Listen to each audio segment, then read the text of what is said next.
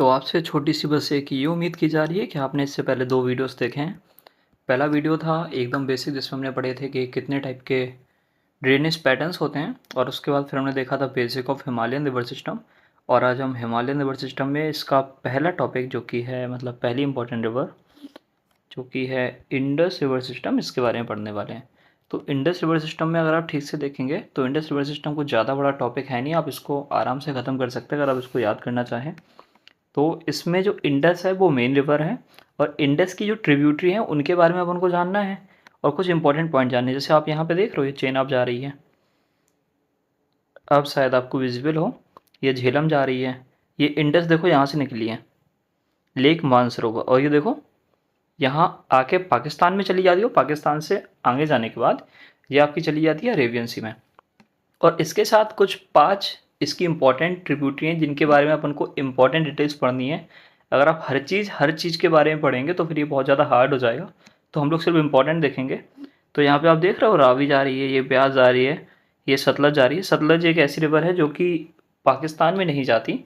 बाकी जो 4 रिवर हैं चेनाब, झेलम, ब्यास और रावी, ये तीनों ये 4 रिवर्स हैं, ये आपकी पाकिस्तान में जाती हैं। बट जो सतलज है वो पाकिस्तान में नहीं जाती, वो ब्यास से आके जुड़ जाती है और ब्यास जो है वो पाकिस्तान में जाती है। ठीक है, तो आगे देखते हैं। यहाँ पे देखिए जैसा कि मैं आपको बताया था, ये ब्यास आप देख रहे हो, यहाँ पे जूम करोगे ये देख रहे हो ब्यास, ये ब्यास यहाँ जा रही है, ये सतलज से आके जुड़ गई और ये सतलज अब सीधी यहाँ चली जाएगी, ब्यास नहीं जाएगी। ठीक है, तो मैं आपको बताया कि सतलज चली जाती है और ब्यास नहीं जाती है। तो अपन को जानना कैसे, स्टार्ट करते हैं इस टॉपिक को। तो ये तो मैप भर के ये आप खुद से देख लेना, इसमें कुछ हार्ड है नहीं, आप देख सकते हो 5 रिवर्स हैं और कुछ इंपॉर्टेंट नहीं है। आपको 5 मेजर रिवर याद करनी है, वो है झेलम, चेनाब, रावी, ब्यास और सतलज। और एक दो इंपॉर्टेंट है जो कि ऊपर से आके जुड़ती हैं, जम्मू कश्मीर के इलाका, लद्दाख लेह के इलाके पे, वो भी अपन लोग देख लेंगे। तो लेह अकेला एक ऐसा शहर है जो कि रिवर सिस्टम, जो कि इंडस रिवर सिस्टम है, उसकी तट पे बसा हुआ है। बेसिकली जो बैंक होता है, बैंक मतलब होता है किसी भी रिवर का तट। तो अब जब नदियाँ निकलती है तो उनके तटों पे कई शहर बसे रहते हैं। तो ये जो तट है ना, इस तट पे इंडस रिवर के तट पे सिर्फ एक शहर बसा हुआ है, उसका नाम है लेह। इसके अलावा कोई भी ऐसा शहर नहीं है जो इंडस रिवर सिस्टम के इस पे बसा हो। तो आप आराम से याद कर लेंगे कि ये जो रिवर है वो लद्दाख में जाके घुसती है, फिर जम्मू जाती है, फिर पाकिस्तान जाती है। तो वहाँ पे लद्दाख के पास सिर्फ लेह पड़ेगा, तो इसलिए सिर्फ एक शहर है, आप आराम से इसको याद कर पाएंगे। सोर्स मेन चीज़ याद करना ज़रूरी है। ये जो सोर्स है वो इस रिवर का कहाँ से, ये निकलती कहाँ से, तो ये निकलती है बाकर चू ग्लेशियर से, इसे बाकर चू ग्लेशियर भी बोलते हैं, जो कि कैलाश मानसरोवर में, मानसरोवर तिब्बत। अपन लोग उसे तिब्बत क्यों कंसीडर कर रहे हैं, चाइना क्यों नहीं बोल रहे हैं? चाइना इसलिए नहीं बोल रहे हैं क्योंकि चाइना बोलती है तिब्बत हमारा है, पर हम बोलते हैं तिब्बत एक अलग है, और तिब्बत अलग कंट्री है और चाइना अलग है। क्योंकि चाइना ऐसी छोटी मोटी हर जगह पे अपना क्लेम डालता रहता है। जैसा आपको पता होगा कि अरुणाचल प्रदेश के साथ भी वही यही कर रहा है, क्योंकि चाइना हमेशा ज़्यादा से ज़्यादा टेरिटरी एक्वायर करना चाहता है, तो तिब्बत को अपना पार्ट बताता है। अपन को फिलहाल बस इतना याद रखना है कि बोकरचू ग्लेशियर से ये रिवर निकलती है, कौन सी, इंडस रिवर, और वो कैलाश मानसरोवर। जैसा आपको पता है ना कि इतनी बड़ी रिवर है, इसकी जो लेंथ है वो कितनी है, 2880 किलोमीटर। तो इतनी बड़ी रिवर निकलने के लिए कोई बड़ा ही आदमी तो होगा, और बड़े आदमी हमारे यहाँ पे शिव जी हैं। तो शिव जी कहाँ पे बैठते हैं, कैलाश पे, और कैलाश से आप याद कर लोगे कैलाश मानसरोवर। सरोवर मीन्स वैसे सरोवर, एक सरोवर मीन्स अगर पर्यायवाची देखें तो नदी का या समुद्र का होता है सरोवर, तो उससे आप याद कर लेना कैलाश मानसरोवर, क्योंकि कैलाश सबसे बड़े हैं, वहाँ पे शिव जी बैठेंगे, और सबसे बड़ी नदी भी यही हो जाएगी हमारी, 2880 किलोमीटर लेंथ के साथ। इंडस की ये टोटल लेंथ है।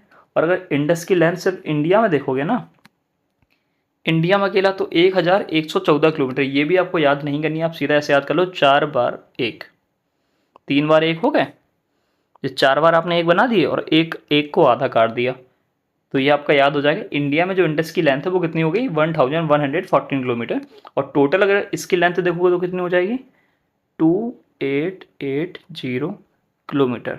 कुछ मुश्किल नहीं है, अगर आपको लग रहा है ये मुश्किल है तो आप ऐसे याद कर लोगे 2900 किलोमीटर, ये भी आपका ठीक है, इसमें भी कोई इशू नहीं है। ठीक है, और अब जो नेम है तिब्बत में, जैसा कि अभी आपको बताया कि जो रिवर है कहाँ से निकल रही है, ये निकल रही है तिब्बत से। तो जो चीज़ जहाँ से निकलेगी वहाँ पे भी तो उसका कुछ नाम होगा। तो वहाँ पे जो रिवर है हमारी इंडस रिवर, उसका नाम है सिंगी खम्बन। सिंग मतलब होता है शेर और खम्बन मतलब होता है दहाड़ना। होता नहीं है, आप याद कर लो दहाड़ना, क्योंकि जो से नदी निकलेगी ना, आपको पता है जब पानी टप टप टप टप बहता है तो आवाज़ करता है। अब ये इतनी बड़ी नदी जो कि पहाड़ों को तोड़ते हुए जा रही है, तो ये बहुत तेज़ आवाज़ निकालेगी। अब जब ये बहुत तेज़ आवाज़ निकालेगी तो ये एक शेर की तरह दहाड़ेगी। ये लाइन में आप देख रहे हो, लाइन मीन्स होता है शेर, शेर की तरह दहाड़ती है। इसलिए इसको बोलते हैं सिंगी खम्बन। क्या बोलते हैं? सिंगी खम्बन। बेसिकली आप इसको ईजिली याद कर सकते हो ये जान के कि ये शेर की तरह रोर करती है। रोर मीन्स होता है दहाड़ना। कौन सी नदी? Indus river. इस वजह से ये शेर की तरह दहाड़ती है, इसलिए इसका नाम तिब्बत में सिंगी कम्बन पड़ गया। अभी आपको पता था कि ये नदी निकलती कहाँ से है? वो आपको पता है कैलाश मानसरोवर, क्योंकि कैलाश सबसे बड़ा है और कैलाश में ही अपने शिव जी रहते हैं और कैलाश से ही इतनी बड़ी रिवर निकलेगी जिसका नाम है इंडस रिवर। और बोकरचू कैसे याद करोगे? तो बोकरचू एक चाइनीज नेम है जो कि तिब्बतन नेम है, क्योंकि चाइना और तिब्बत में बेसिकली एक ही कल्चर चलता है। तो उससे याद आपको करना पड़ेगा बोकरचू ग्लेशियर। इसमें कुछ मुश्किल है नहीं, जैसे चांग चूंग चू याद करोगे तो चू तो आपको याद रह जाएगा, ग्लेशियर भी आपको याद रह जाएगा। बोखर याद कर लेना। बोखर बेसिकली वो होता है जब बच्चे चलना नहीं जानते हैं तो वो चलना सीखते हैं, और ये नदी अभी निकली है तो ये भी तो चलना सीख रही है, तो उससे याद कर लो बोकर चू ग्लेशियर। तिब्बत में नेम क्या था? सिंगी खम्बन, वो भी हमको याद हो गया। इसे पंचनाद बोलते हैं, इसे पंचनाद नहीं बोलते हैं। 5 नदियों का समूह है, ये देख रहे हो, 5 नदियों का समूह है, उसे पंचनाद बोलते हैं। झेलम, चेनाब, रावी, ब्यास और सतलज। और ये जो 5 नदी मिलेंगी तो ये क्या बन जाएगा? ये कुछ ज़्यादा ही मैस हो गया इस स्क्रीन पे, कम करना पड़ेगा, रुकना। ये जो 5 नदी मिलेंगी ना, तो यही जो 5 नदियों का समूह पंजाब बनाता है। बोलते हैं ना जो पंजाब है 5 नदियों से मिलके बना है, और इन 5 नदियों को साथ में क्या बोलते हैं? पंचनाद। क्या बोलते हैं? पंच। पंच मतलब 5, नाद मतलब नदी, ऐसे याद कर लो। तो टोटल कितनी नदी है? 5। झेलम, चेनाब, रवि, ब्यास, सतलज। अगर आपको साथ में ये पांचों याद हो जाए लाइन से फिर तो बहुत अच्छी बात है, और नहीं हो तो मैं थोड़ा सा आपको अजीब सी ट्रिक बता दूंगा, उससे आप याद, आपको शायद हेल्प हो याद होने में। फिर भी ये देख लो, पंजाब का जो पुराना नेम है वो पेप्सू है, ये भी याद रख लेना। हाँ, तो ये जो झेलम, चेनाब, रवि, व्यास, सतलज है, तो ऐसे याद कर लो। झूठे, झूठे मतलब जो इंसान झूठ बोलता है। चोर, झूठा चोर, रवि है, बोला। ये ऐसे आप कोई भी अपने दोस्त का नाम रख सकते हो, सुरेश मान लो। तो अगर आप ठीक से देखोगे तो सिंपल सी ट्रिक ये बन गई कि झूठा चोर है रवि, बोला सुरेश। झूठा चोर है रवि, बोला सुरेश, मतलब सुरेश बोल रहा है कि जो झूठा चोर है वो कौन है? रवि। तो GHUTA झूठा होता है, तो GH से आपको झेलम याद आ जाएगा। चोर से आपको CH चोर होता है, CHENAB चेनाब होता है, तो उससे आपको चेनाब याद हो जाएगा। रावी तो बहुत सिंपल है, रवि नेम है, रिवर का नाम रावी है, ठीक है। और ब्यास मतलब बोला, और सतलज मतलब सुरेश, या फिर कोई भी जो भी आपको ठीक लगे वो आप याद कर लेना, ठीक है। इसमें कुछ हार्ड है नहीं, 1-2 बार देखोगे आपको बेसिकली कभी नहीं भूलने वाले हो आप इसको, आपको आराम से याद हो जाएगा। झूठा चोर आपको याद आ ही जाएगा। तीसरे नंबर पे रावी है, वो भी आपको याद आ जाएगा। आपको दिक्कत होगी ब्यास में, तो पता चलेगा किसी ने बोला था। सुरेश आप वैसे ही नहीं भूलेंगे, क्योंकि इसमें आप अपने किसी भी दोस्त का नाम याद रख सकते हो, ठीक है। ब्यास ही है जो आप भूल सकते हो, और वो भी नहीं भूलोगे आप, ठीक है। इतना भरोसा है मुझे आप पे। तो आगे देखते हैं। आगे पंजाब का आपको पुराना नेम पेप्सू बता दिए थे, और 5 नदियों से मिलके बनता है, इसलिए उसका नाम पंजाब पड़ा, क्योंकि पंजाब से ही 5 नदी बहती हैं। अगर आप ये कहेंगे कि हमारे यहाँ से तो सारी नदी नहीं बहती हैं, तो पाकिस्तान में भी पंजाब है, आपको इतना पता होना चाहिए, और इतना पता होगा आपको। वैसे बेसिकली ये कुछ बड़ी चीज़ नहीं थी। इंडस की टोटल लेंथ भी हम लोगों ने देख ली थी। और हाँ, एक चीज़ याद रखना कि ये वर्ल्ड का लार्जेस्ट इरिगेशन सिस्टम में से एक है। इंडिया की बात नहीं हो रही है, वर्ल्ड का। वर्ल्ड का मतलब समझते हो ना, कि पूरी दुनिया में Indus river system one of the largest, ये नहीं कि सबसे बड़ा है, वन ऑफ द लार्जेस्ट, मतलब जो बड़े बड़े हैं उनमें से एक इंडस रिवर सिस्टम भी है। और इसी को शॉर्ट में IVIS भी बोलते हैं। IVIS कुछ कठिन फुल फॉर्म नहीं है, सिंपल सा इसका मीनिंग है इंडस बेसिन इरिगेशन सिस्टम, ठीक है। लेंथ इंडिया में आप लोग को याद हो गई थी, 4 बार आप लोग को 1 बनाना है।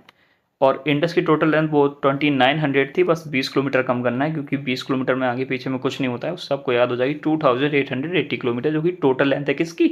इंडस की। निकलती कहाँ से? वॉकरचू ग्लेशियर से। और बोकार्जू ग्लेशियर में कहाँ से? कैलाश मानसरोवर से। कैलाश मानसरोवर में कहाँ से? तिब्बत से। ये सारी की सारी सिंपल चीज़ें जो कि आपको याद हो गई। अब अगर आप आंख बंद करोगे और हम आपसे पूछेंगे कि तिब्बत में इंडस रिवर का क्या नेम है, तो आपको आराम से याद आ जाएगा सिंगी खमन। क्यों? क्योंकि वो सिंग मतलब शेर की तरह दहाड़ती है। ठीक है। इंडस का ओल्ड नेम सिंधु याद कर लेना। ये कॉटन को रुई बोलते हैं और रुई को भी कपास बोलते हैं। तो सिंधु का जो नेम है ना, इंडस का ओल्ड नेम सिंधु है। सिंधु घाटी सभ्यता आपने पढ़ा होगा, जिसको अपन लोग हड़प्पा सभ्यता भी बोलते हैं। तो इंडस के चारों तरफ वो सभ्यता बसी हुई थी या सिविलाइजेशन बसी हुई थी, इसलिए इसका नाम हड़प्पन सिविलाइजेशन या सिंधु घाटी सभ्यता पड़ गया। तो ये बेसिकली कॉटन की खेती से रिलेटेड कुछ था इंडस का नाम, इसलिए उसका नाम ये पड़ा। वैसे इंडस का मतलब हिंदी में, और सॉरी संस्कृत वर्ड है जिसका मतलब नदी होता है, इसका मतलब सिंधु का मतलब। और ये जो नदी है, जो हमारी इंडस नदी है, ये कहाँ जाके मुड़ती है या फिर कहाँ पे जाके ड्रेन मतलब होता है कहाँ पे जाके गिरती है? तो ये अरेबियन महासागर मतलब अरब महासागर या फिर अरेबियन सी में गिरती है, जो कि कहाँ पे? कराची के पास पाकिस्तान में। अब आपको पता है कि ये चाइना या तिब्बत से निकली। वैसे चाइना नहीं बोलेंगे हम लोग, तिब्बत बोलेंगे। तिब्बत से निकली, इंडिया में घुसी, पाकिस्तान में गई और कहाँ कूद गई? अरेबियन सी में। इसमें कुछ कठिन था नहीं। अगर आपको ज्योग्राफिकल थोड़ी सी भी नॉलेज होगी ना इंडिया के मैप की, तो आप आराम से आपको ये याद रह जाएगा। ठीक है।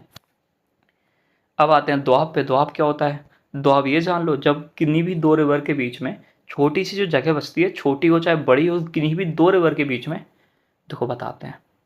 ये एक नदी जा रही है, एक ये नदी ये जा रही है, ये यहाँ आके जुड़ गई। जो ये जो इलाका है ना, ये दोआब हो गया। ये क्या हो गया? दोआब हो गया। देखो और सुंदर लगने लगा, होने लगा। ये मैस हो गया, इसको हटा दे तो ये दोआब होता है।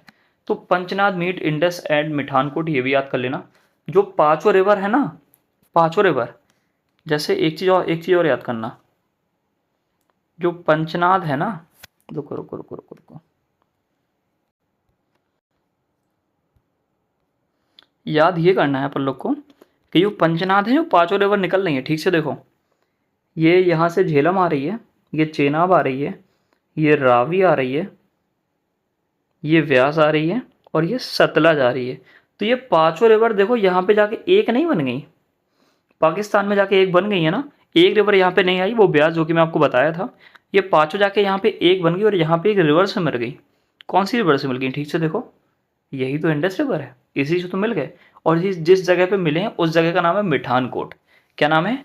मिठानकोट। जब इतनी सारी सुंदर सुंदर रिवर आएंगी तो वहाँ पे मीठी चीज़ें तो बढ़ जाएंगी ना, तो उससे याद कर लो मिठान। मिठान मीन्स मीठी चीज़ें, ऐसे याद कर लो। पांचों रिवर थी, बहुत सुंदर सुंदर अपना पानी लेके आती है, तो मीठी मीठी चीज़ों को बना देती है मीठा, उससे याद कर लो मिठानकोट।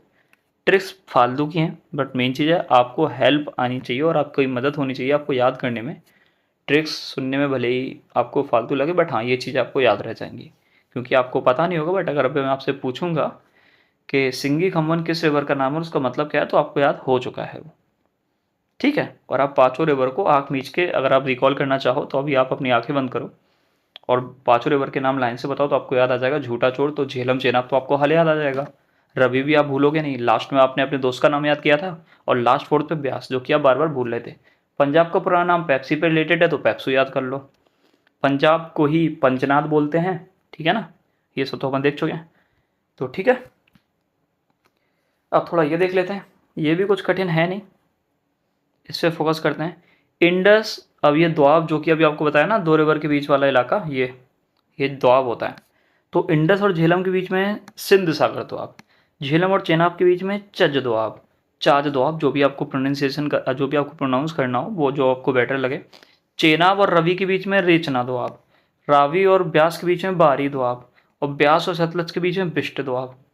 याद हो गए? चलो आगे बढ़ते हैं। ठीक है। देखो ऐसे याद नहीं होंगे, मैंने बोला था आपको याद कराऊंगा, तो सुनिए। इनमें कुछ याद करने वाला है नहीं बेसिकली, ठीक से देखिएगा। इंडस का इन्होंने कुछ ले लिया, झेलम का कुछ ले लिया और ये बना दिया। अब आप बोलोगे सर ये सागर तो अलग से है। सागर अलग से नहीं है भाई, सागर में समुद्री तो होता है, तो इससे सागर याद कर लो। देखो हर चीज़ याद नहीं करा रही है, सिंपल है, याद नहीं कर लो, समझो।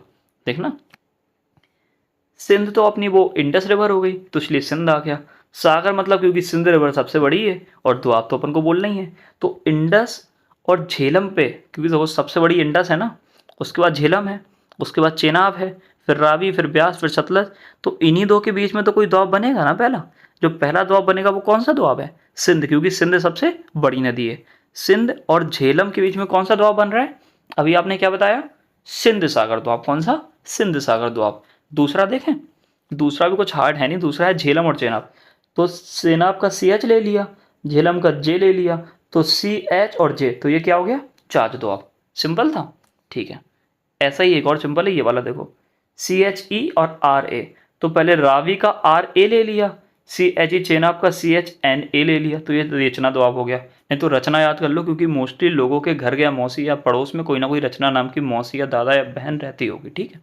याद कर लेना कि हमारी मौसी भी हैं जिनका रावी से शादी हो गई, ठीक है। कुछ भी याद करने के लिए कुछ भी करो, बट मेन चीज़ है कि आपको दिमाग में रहना चाहिए। बाकी ये तो सीधा सीधा है। ये RA जो बाद वाली रिवर है उसका नाम पहले है, जैसे रावी और ब्यास, तो इसमें जो ब्यास बाद में आई है तो उसका नाम पहले B लगा दिया। अब रावी पहले आई थी तो उसका नाम बाद में R लगा दिया, RAVI, तो बारी दोआब हो गया। और ब्यास और सतलज में भी सेम चीज़ है, सतलज बाद में आई और ब्यास पहले आई, तो B से B, सतलज से ST। बेसिकली ये जो चार है ना, इनमें जो रिवर लास्ट में आई है उसका नाम इन्होंने आगे लगा दिया है, और जो लास्ट वाला है इसमें रिवर जो पहले आई है ब्यास, उसी का B स्टार्टिंग से, और जो सतलज है उसका बाद में है। बाकी सब में अपोजिट है, ठीक है। कन्फ्यूज मत हो, अच्छे समझो कि ये जितने भी है ना, चेनाब, झेलम, जो CH है, देखो यहाँ पे जो रिवर बाद में आई लेकिन पहले लगा दिया, यहाँ पे RA पहले आया मतलब बाद में आया, इन्होंने पहले लगा दिया। यहाँ पे ब्यास बाद में आया, इन्होंने पहले लगा दिया। यहाँ पे सतलज बाद में आया, इन्होंने सतलज बाद में ही लगाया। बस ये वाला इसमें, तो ये सारे के सारे आपको याद रह जाएंगे, इनमें कुछ याद करने वाला है नहीं। और ऑप्शन आएंगे फिर तो आप कैसे ही नहीं भूलने वाले। अब अपन लोग को जानना है इंडस वाटर ट्रीटी के बारे में। तो इंडस वाटर ट्रीटी मतलब संधि, जब दो देश होते हैं उनके बीच में जो शांति समझौता होता है उसे संधि बोलते हैं, इंग्लिश में ट्रीटी बोलते हैं। तो वही जो संधि हुई थी दो लोगों के बीच में, वो जानते हैं। मीडिएटर कौन था? मीडिएटर मतलब जिसने संधि कराई थी वो था वर्ल्ड बैंक। कौन था? वर्ल्ड बैंक, क्योंकि भाई वर्ल्ड बैंक के पास ही इतना पैसा है कि वो संधि करा पाए। तो संधि किसने कराई थी? वर्ल्ड बैंक ने कराई थी। इंडिया की तरफ से कौन रिप्रेजेंट कर रहा था?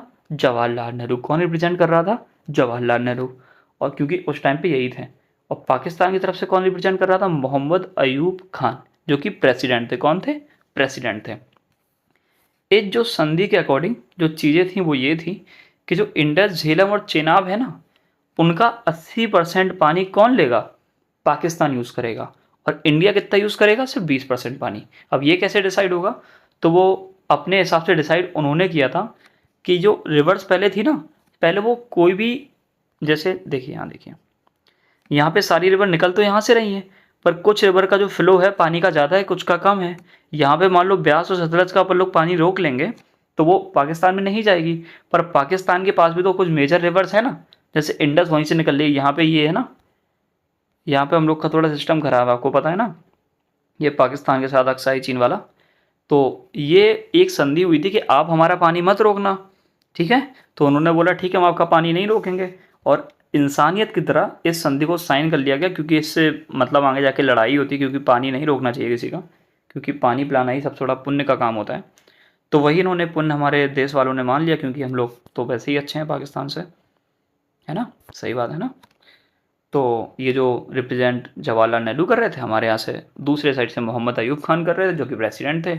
इंडस, झेलम और चेनाब स्टार्टिंग की 3 रिवर का पानी 80% पाकिस्तान लेगा, 20% इंडिया। पाकिस्तान अपना भिखारी है तो उसको ज़्यादा दे देते हैं। आखिरी की जो 3 रिवर जो बचा कुचा है वो हम ले रहे हैं, क्योंकि हमारे पास पैसों की या पानी की कमी नहीं है इंडिया के पास। तो रावी, ब्यास और सतलज का जो 20% पानी है ना, वो भी पाकिस्तान ले जाए, और इंडिया जो लास्ट का बचा कुचा है उसका ज़्यादा इस्तेमाल कर रही है, ठीक है।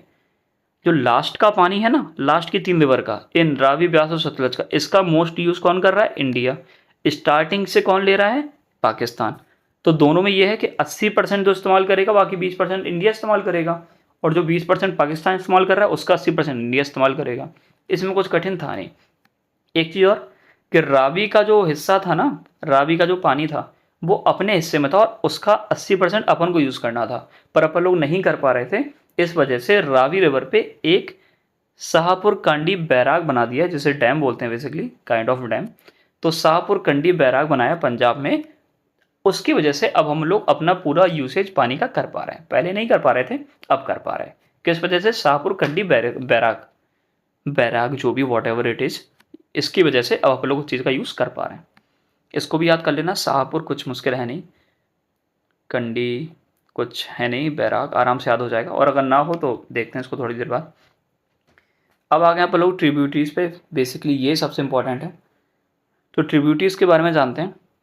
तो ट्रिब्यूटरीज जो है, ट्रिब्यूटरीज मतलब होती हैं सहायक नदियाँ जो कि नदियों में आके जुड़ती हैं, जैसे अपनी इंडस आ रही है, आपको बताए थे कौन कौन सी नदी जुड़ती हैं, पाँचों। और ये हाँ एक बात और याद रखना, इंडस सीधी जा रही है, सारी की सारी इसकी right bank left bank tributary हैं, देख रहे हो ना, ये लेफ्ट से आके जुड़ रही हैं, तो ये सारी की सारी कौन हो जाएंगी, लेफ्ट बैंक ट्रिब्यूटरी। ये रिवर इस साइड जा रही है तो आप इस साइड फेस करके खड़े हो जाओ, और आपका ये लेफ्ट हो जाएगा तो ये लेफ्ट हो जाएगी, आपका ये राइट हो जाएगा तो ये राइट हो जाएगी। तो आप ठीक से देखोगे ये लेफ्ट से आ रही हैं सारी, इस वजह से लेफ्ट बैंक ट्रिब्यूटरी हो गई, ठीक है। अब जल्दी से इसको कर लेते हैं। जो झेलम है वो कहाँ से निकलती है, बैरीनाग से। झेलम कहाँ से निकलती है, बैरीनाग से। अब भैया नाग है, तो नाग का जो जहर है उसको आप झेल पाओगे, नहीं झेल पाओगे। तो जो झेलम को नहीं झेल पाओगे तो वो नागी से तो निकलेगी, और भाई नाग आदमी है नाग, और नाग जैसे लोग सिर्फ मुगल डायनेस्टी में रहे हैं, इसलिए इसको किसने बनवाया था, जहांगीर ने। किसने बनवाया था, जहांगीर ने, ठीक है। इसका पुराना नाम बितासा है, पर पुराना नाम क्या है, बितास्ता। पुराना नाम क्या है, बितास्ता। कुछ हार्ड नहीं है, ईजिली ये याद हो जाएगा, क्योंकि बी से वेरीनाग और बी से बितास्ता। निकलती कहाँ से, वेरीनाग से, और नाम क्या है, बितास्ता। क्योंकि जो वेरीनाग है ना, नाग, नाग का जहर आप लोग झेल नहीं पाएंगे, इसलिए झेलम्स का जो है ओरिजिनेशन है कहाँ से होता है, वेरीनाग से। ऐसे याद कर लेना। मियंडर्स करती है यूथफुल स्टेज में। अगर आपने कल का वीडियो नहीं देखा तो आपको पता नहीं होगा कि मियंडरिंग क्या होता है।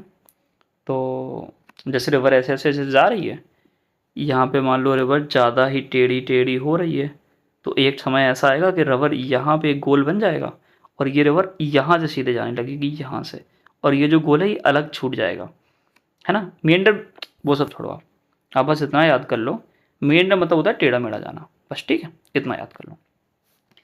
और ये जो झेलम है, ये जो झेलम का पानी कहाँ पे जाता है, वुलर लेक में। कहाँ पे जाता है, वुलर लेक में। और Wular lake largest fresh water का, इंडिया का सबसे बड़ा लेक है। फ्रेश वाटर मतलब मीठा पानी, मीठा पानी मतलब ये होता है जो पानी पीने योग्य हो। मीठा बेसिकली मतलब ये नहीं होता है कि उसमें सच में पानी में चीनी मिली हुई है। वुलर लेक जो कि लार्जेस्ट फ्रेश वाटर लेक है इंडिया का, उसमें पानी कौन देती है, झेलम। क्योंकि झेलम का पानी अपन वैसे ही नहीं झेल पाएंगे, तो वो सारा का सारा पानी वुलर लेक में दे देती है, ठीक है, याद कर लेना। आगे देखें, आगे लिखी हुई है चेनाब। चेनाब के बारे में, चेनाब कहाँ से निकलती है, बारालाचला पास से। कहाँ से, बारालाचला पास से नहीं, बारालाचला के पास मतलब थोड़ा करीब से निकलती है। कौन सी नदी, चेनाब नदी। तो चेनाब नदी के बारे में भी आपको याद हो गया। चेनाब कहाँ से निकलती है, बारालाचला पास। कहाँ से, बारालाचला पास, ठीक है। अब 12 घंटे कोई आपको परेशान करेगा तो उसका मतलब उसके अंदर बिल्कुल चैन नाम की चीज़ है नहीं, क्योंकि होता है ना कई लोग 12-12 घंटा परेशान करते हैं, चैन नहीं होता। तो जिनके अंदर चैन नहीं होगा वो आपको 12 घंटे परेशान करेगा। तो उससे याद कर लो, बारालाचला पास के अंदर से, पास से कौन सी रिवर निकलती है, चेनाब। इसका पुराना नाम क्या है, अक्सिनी। पुराना नाम क्या है, अक्सिनी। एक दो बार देखोगे याद हो जाएगा, वैसे कुछ कठिन है नहीं, ठीक है। बगलिहर डैम और सलाल डैम, ये दोनों आपको याद रखने पड़ेंगे, ठीक है। याद रखने पड़ेंगे मतलब रखने पड़ेंगे। अब भैया चैन आए ना आए, कुछ मीठा या फिर हेल्दी खाओगे तो चैन आ जाएगा। हेल्दी मतलब सलाद, और ये आप याद कर लेना। सलाद से सलाल डैम याद कर लो। सैलेड जानते हो ना, सैलेड की बात कर रहा हूँ। अगर आपको चैन नहीं आ रहा है तो आप सैलेड खाओ, और सैलेड खाओगे तो सैलेड से सैलाल डैम याद कर लो, और बगली हार डैम भी याद कर लो, ठीक है। क्योंकि हार नहीं होगी ऐसे, जिसको चैन नहीं आएगा, जो दिन भर पढ़ना चाहता है, जैसे आप दिन भर पढ़ोगे आपको चैन आएगा नहीं, और आपको चैन आएगा नहीं तो आपकी कभी हार नहीं होगी। ये लिखा है ना, अगली हार, AGLI, अगली मतलब अगली बार आप जरूर जीतोगे, तो उससे याद कर लो अगली हार, और फिर पूरा नाम क्या हो जाएगा, बगली हार, ठीक है। कुछ कठिन होता नहीं है, ट्रिक्स बनानी पड़ती हैं, बट हाँ अगर आप इस चैनल को सपोर्ट करोगे तो ऐसी वीडियोस मैं लाता रहूँगा। बस मेन चीज़ आप सपोर्ट करते रहें, और उनको ज़रूर शेयर करें जो पढ़ना चाहते हैं। फालतू के लोगों को मत शेयर करना, कंपटीशन फालतू बढ़ेगी। रावी रिवर के बारे में बात करते हैं। रावी कहाँ से निकल रही है, रोहतांग पास से। ये बहुत फेमस पास है भाई, इंपॉर्टेंट है याद, इसके बारे में अपन लोग डीप में पढ़ेंगे बाद में। रोहतांग पास से कौन सी रिवर, रावी रिवर कहाँ से निकलती है, आर से रावी रिवर, आर से रोहतांग पास। आर से रावी रिवर, आर से रोहतांग पास। अब भाई एक बात बताओ, जितनी भी रिवर है वो सारी की सारी कौन है, आदमी नहीं लग रही थी, औरत नहीं लग रही थी, चाहे वो गंगा हो, चाहे ब्यास हो, चाहे सतलज। सुनने में नहीं लगा लड़की हैं। एक रवि अकेला अपना लड़का था अपने साइड का, तो रवि अकेला लड़का था इसलिए पुरुष था ना, तो इसलिए पुरुष नहीं। रवि का पुराना नाम क्या था? प्रोसिनी। क्या नाम था? प्रोसिनी। पुरुष था ना वो, इससे याद हो जाएगा वो। ठीक है। Trans boundary between India and Pakistan. तो भाई रावी के बारे में एक चीज़ और जानो, जो रावी है ना, ट्रांस बाउंड्री, जैसे देखना रावी, ये रावी देखो यहाँ पे ट्रांस मतलब ये अगर बाउंड्री इंडिया की ना बनी होती तो ये बाउंड्री की तरह काम नहीं कर रही है, देखो इंडिया का थोड़ा, तो ये रावी नदी थोड़ा बाउंड्री की तरह भी काम करती है, इंडिया और पाकिस्तान के बॉर्डर की तरह काम करती है। ठीक है, बाउंड्री नहीं, सॉरी बॉर्डर कहना चाह रहा था, उसके तरह भी काम करती है। आगे देखते हैं। तो रावी भी अब लोग का ख़त्म हो गया। ब्यास के बारे में जान लो। रोहतांग पास से, ये भी सेम है, कुछ कठिन नहीं है, ये भी रोहतांग पास से निकलती है, सेम चीज़। और ब्यास के बारे में पहले ही बता दिया था कि ये पाकिस्तान में नहीं जाती है। एक चीज़ याद रखना कि ये सतलज नदी से जुड़ जाती है, क्योंकि ये पाकिस्तान तो जाती नहीं है, तो सतलज से कहाँ जुड़ती है ये ज़रूरी है जानना। तो हरीका में जुड़ती है, हरी के पंजाब, हरी के पंजाब, हरी के पंजाब। वही बात है, ऊपर वो कह रहा था हम हारेंगे नहीं, तो सब लोगों ने ट्रिक से याद किया था। क्या याद किया था? बगली हार, मतलब अगली हार हमारी नहीं होगी और हमको चैन नहीं है, इसलिए हम सलाद खाएंगे, सैलेड खाएंगे। तो सलाल डैम और बगली हार डैम था। ऐसे यहाँ पे याद कर लो हरी के पंजाब, हरी के पंजाब, क्योंकि पंजाब भाई हरा भरा है, पता ही होगा, क्योंकि पंजाब में बहुत खेती होती है। ठीक है। सतलज के बारे में याद कर लो। सतलज कहाँ से निकलती है भाई? सतलज निकलती है राक्षस लेक से। राक्षस ताल, राक्षस तेल, देखो राक्षस लेक या राक्षस ताल, दोनों के दोनों मानसरोवर में, बेसिकली जो राक्षस ताल है उसी का नाम राक्षस ताल है, जो राक्षस लेक है उसी का नाम राक्षस ताल है, लोग उसे ही राक्षस ताल बोलते हैं, और वही वो मानसरोवर में जहाँ से सतलज रिवर निकलती है। ठीक है। सतलज रिवर के ऊपर भाखरा नागल डैम है। भाखरा नागल डैम इंडिया का सबसे बड़ा हाईएस्ट ग्रेविटी डैम है। इसके बारे में ये चीज़ जरूर याद रखना, ये चीज़ काफ़ी ज़्यादा इम्पॉर्टेंट है, इसको याद जरूर रखना। और ये भी ठीक ठाक है। इंसेंडियम सुतुद्री, ये थोड़ा अजीब ही नाम है, लेकिन हाँ एस से ये, एस से ये कभी नहीं भूलोगे, ऑप्शन में आएगा, आराम से आ जाएगा। ठीक है, भूल जाओ मतलब मत भूलना, सिंपल है ये। Longest tributary of India. ठीक है, इंडिया की सबसे लॉन्गेस्ट, सॉरी इंडस की सबसे लॉन्गेस्ट ट्रिब्यूटरी है। अब भाई इंडस की लॉन्गेस्ट ट्रिब्यूटरी कैसे होगी, ये कैसे याद करोगे? देखो ये याद करने का भी सिंपल सी तरीका है।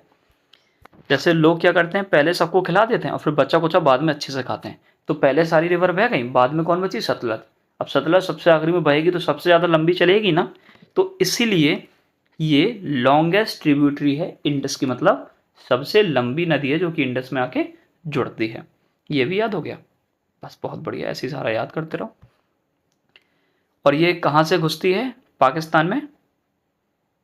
सिपकी ला, सॉरी इंडिया में, हाँ इंडिया में सिपकी ला पास से। कहाँ से? सतलज कहाँ से घुसती है? सिपकी ला पास से इंडिया में, ये भी याद कर लेना। छिपकली से याद कर पाओ तो कर लेना, क्योंकि ज़्यादा कठिन होगा नहीं। छिपकली ला पास, तो उससे आपको याद हो जाएगा सिपकी ला पास। कौन सा? सिपकी ला पास। क्योंकि सतलज धीरे धीरे बहुत बड़ी रिवर है, धीरे धीरे आके सबसे लॉन्गेस्ट रिवर है, और धीरे धीरे आके इतनी बड़ी हो गई कि हम लोग को पता भी नहीं चला, क्योंकि ये सबसे लास्ट में निकली है। ये तो थी left bank tributary. Right bank का भी याद कर लो। वैसे लेफ्ट बैंक सबसे ज़्यादा इंपॉर्टेंट थी, राइट बैंक की भी देख लो। एक है जांस्कर, जो कि ये जांस्कर देख रहे हो, जांस्कर, ये कहाँ से निकलती है? लेह। जैसे आपको बताया था लद्दाख से आपकी इंडस होते हुए जाती है, तो लेह से निकलती है, वहीं पे ये इंडस को ज्वाइन कर लेती है लेह के पास। सियोग नदी के बारे में जान लो। सियाचिन ग्लेशियर से निकलती है, राइट बैंक ट्रिब्यूटरी है। और सियोक की जो ट्रिब्यूटरी, मतलब सियोक की जो सहायक नदी है वो है नुब्रा, और नुब्रा में एक नुब्रा वैली है जो कि बहुत हद से ज़्यादा सुंदर है। ठीक है, वो चीज़ याद मत करना, कभी घूमने का मौका मिले तो ज़रूर जाना, हमारे सर हमको बताया करते थे। तो ट्रिब्यूटरी ऑफ सियोक, तो सियोक की जो ट्रिब्यूटरी है वो है नुब्रा, और सियोक किसकी ट्रिब्यूटरी है? इंडस, सिंधु घाटी, सॉरी सिंधु नदी। हो गया ना क्लियर? और गिलगिट, गिलगिट कौन सी नदी है? गिलगिट भी एक नदी है जो कि गिलगिट बाल्टिस्तान वाले इलाके में निकलती है, और ये इंडस को कहाँ पे जुड़ती है? बुंजी में। कहाँ जुड़ती है? बुंजी में। कहाँ जोड़ती है? बुंजी में। ठीक से देखो तो आपको सारी चीज़ें याद हो चुकी हैं। आपको लग रहा है कि नहीं हुआ है, लेकिन अगर आपसे हम पूछें कि सतलज इंडिया को कहाँ जोड़ती है, तो आप आराम से बोल दोगे छिपकली ला पास, और फिर उससे आपको याद आ जाएगा सिपकी ला पास। वॉकरचू ग्लेशियर आपको याद हो ही गया था। पंचनाद, पांचों नदी आपको याद हो गई हैं। पंजाब का पुराना नाम पेप्सू था, ये भी आपको याद है। इंडस की टोटल लेंथ 2900 किलोमीटर, उससे अपन लोग को 20 किलोमीटर कम करना है, तो याद हो जाएगा 2880 किलोमीटर। इंडस सबसे बड़ी है, वो तो आपको पता करना ही है। लेंथ आपको कभी नहीं भूलने वालों इसकी। ओल्ड नेम सिंधु था, ये भी आपको पता है। महासागर में डूबती है, अरब महासागर में, ये भी नहीं भूलोगे। दोआब, दो नदियों के बीच का इलाका, नहीं भूल सकते। मिठानकोट कैसे भी नहीं भूलोगे, क्योंकि ये सारी नदी मीठा कर देती हैं। एक नदी थी जो कि एक फ्रेश वाटर लेक निकाल रही थी, कौन सी नदी थी वो? पहली ही नदी थी ना, हाँ झेलम।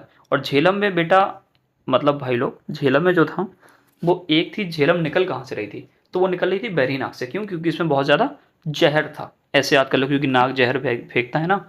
और वो जहरीला आदमी कौन था? वो मुगल डायनेस्टी का कौन था? जहांगीर। कुछ भी याद कर लो, बस याद रहना चाहिए। एक बार, अगली बार जब इसको देखोगे ना, ये सारी ट्रिक्स अपने आप याद आ जाएंगी। और नोट्स बना रहे हो तो ये लिख लेना, अगर आपको ये ट्रिक्स इंपॉर्टेंट लग रही है और आपको लगता है ये आपके काम आने वाली है। वैसे तो हमें लगता है काम आ जाएंगे, और अगर आ रही है तो अच्छी बात, क्योंकि कुछ मुश्किल था नहीं। ये भी ठीक से देखो, ये भी आपको पाँचों याद हो गए, उनमें कुछ था नहीं। सिंध, चाच, रेचना, बारी, विष्ट। हाँ, कभी अगर कोई ये पूछ ले कि इंडस और सतलज के बीच में कौन सा दोआब है, तो भाई याद रखना कि इंडस के बाद झेलम आती, तो इन दोनों के बीच में जवाब बनेगा इंडस। और इनके बीच में इतना बड़ा दोआब नहीं बनेगा, क्योंकि इनके बीच से पहले कई नदी निकल चुकी है ना। तो दो नदियों के बीच में दोआब बनता है, ये बात को याद रखना, ठीक है। कन्फ्यूज, वैसे ऐसा क्वेश्चन आएगा नहीं, बट मैं बता रहा हूँ ऐसा क्वेश्चन नहीं आएगा, बट फिर भी। इंडस वाटर ट्रीटी के बारे में देख लेना।